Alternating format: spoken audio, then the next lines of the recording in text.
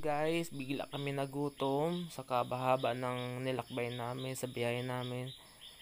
So kumain kami sa Jollibee dito sa SM Sorsogon.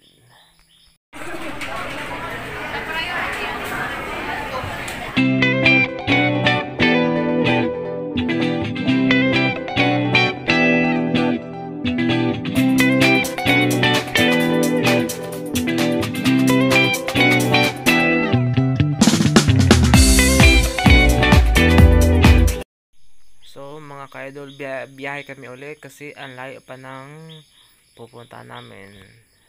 Sobrang init ng panahon ngayon pero okay na to.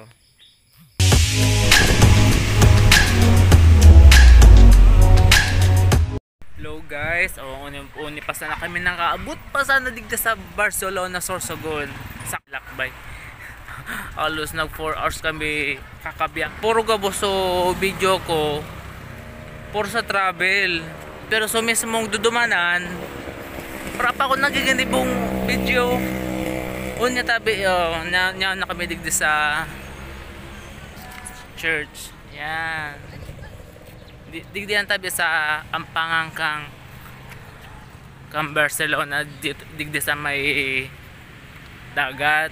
Unya madigdi kami ta. Ilingon meaning simbahan na ni kung ano daw kanyang pangaran, walang pangaran. So tabi malog tabi kami digdi.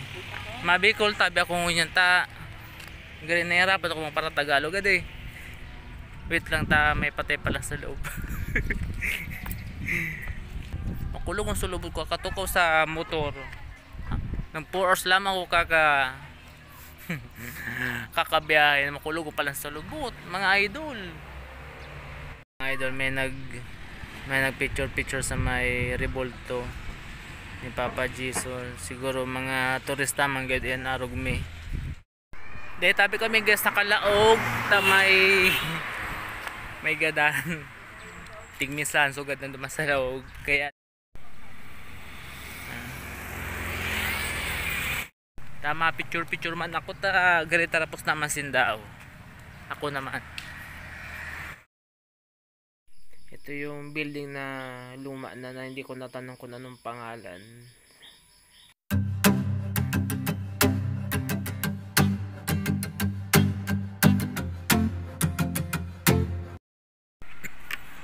So guys, ngayon na kami dito sa Bulusan, dito sa Sorsogon. Magpapa-register muna kami. Maganda dito. First time ko dito magdigdi. Karayo kung location ninda. Hi guys.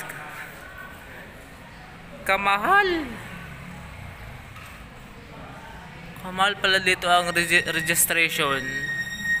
Wala kami magagawa kasi nandito na kami tapos kay haba-haba ng ang tawag dito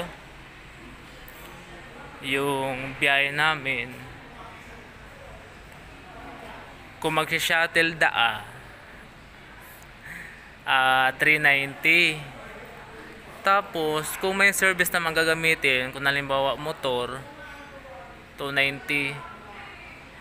Yung registration namin 60 per head. Doon sa 290 kasi motor ang gagamitin namin para makatipid, kasama na doon so registration na 60 pesos. Di wala kami maginibo. Maski mahal kinuamin na. Kasi sayang man kung di kami ma-register digdi tapos di kami maduman sa tourist spot nila sa Bulusan Lake, di ba? Tapos may mga tertiary yata doon. Kasi yung picture dito may tertiary. Yeah. So maski mahal, kinamin na hanip mahalon. Ultak sa kwarta. Sus ko. Subarkada ko ta. Ayun, busy pa. Nag-register.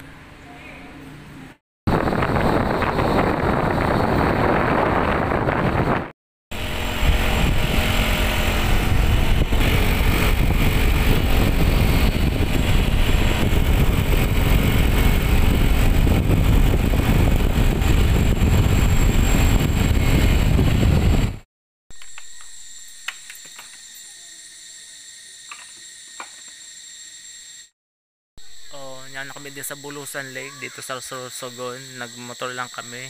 Kasi kung shuttle 390, kung may service ka naman 290. So dumaan na kita sa mga mas barato, di ba?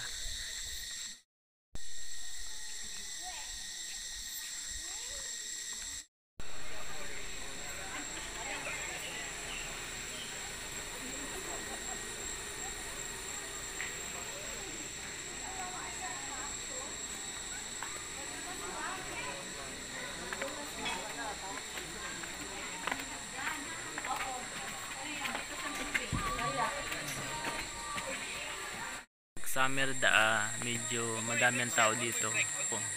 Mga March, April, di ba? Yung na-interview ko. Yung na-interview kay Sir Kasabago. Yun, si Sir, yan. March, April daw ang dakuligdi. O kaya Mayo. Mga September onward, mga bako na manggid na tao dito ta. Medyo, syempre, mauran-uran na bako naman summer. 0.8 kilometers dito po ang labas. Pero pwede mag-trade. Ngayon, temporary cruise po hanggang doon lang po sa may hangin. May pupunta kaming hanging bridge. Tig-recommend kami ni Kuya na puntaan. Baka malay natin magandang view. Pwede pa mag picture kasi sayang naman ang pinaya, di ba? Nakikita po nyo dito yung mga malaking puno na hindi na kayang yapusin. Mayroon ba dito Kuyang monkey? Wala naman. Marami po. Yung beses diyan po siya nagpapakita sa mga bagong na yan. Ngayon po wala man monkey. Wala po. Bihira po kasi natatakot po Sa mga tao. Po. Wild pa po sila. Yung Philippine Longtail Macaque, yung maliliit lang po. Ayun po. Minali ka na dito Kuya ang kuyan. Mga alas na so dakula talagang alas. Opo. Gano kadakula? Mas dakula sa braso mo Kuya. Nakita ko po digdi na kubra arog ka ini na itim. Iso. Diyan po sa daan pababa. Muntik na masagasaan ng shuttle. Kasi bigla tawid. Hindi nagsiriwi ka sa mga kunyan, sa mga hindi naman nakikita ng mga turista kasi sa kuan. Ang driver lang sa driver lang is pag pre noon dumaan yung Mito din nagkunyan, hindi naglag, hindi nagkurupot duman sa kasi hindi naman po siya nasasagaan. Ang haba. Makatakot hanip. Kasi diyan po sa dinadaanan natin, bangin po diyan sa gilid, pababa. Saka mga raming bato, di ba po? Po rito. Parang nasa nasa forest. Forest na nga to eh. Forest. Ito po, tinatawag po siya.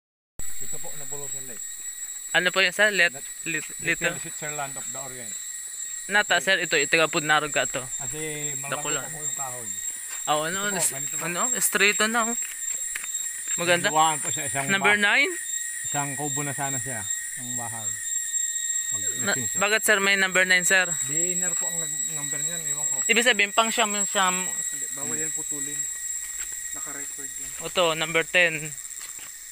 Ang magandang klase. Number 10. Reglawaan po siya. Meron yung sa amin.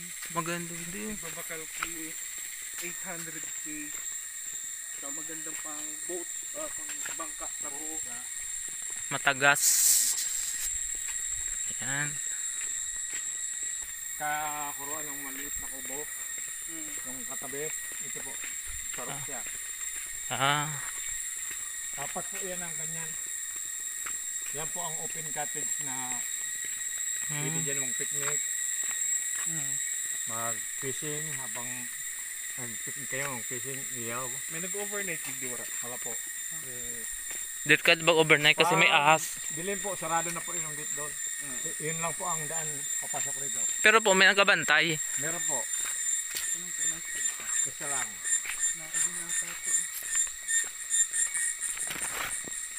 Ano, paano? Patay na. Matanda na.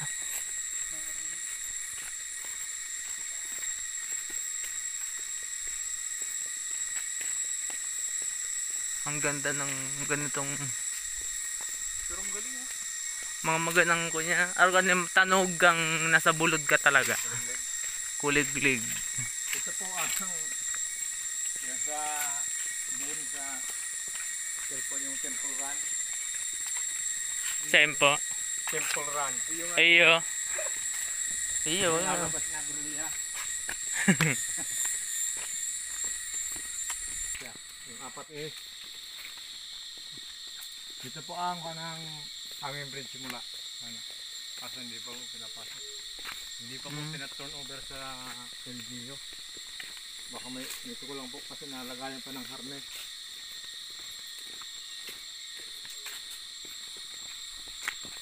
Mahirap po kasi rito mga layo. Ang iba ng mga guide hindi po pinukan rito. Hindi niya dala. Yan po. Iso.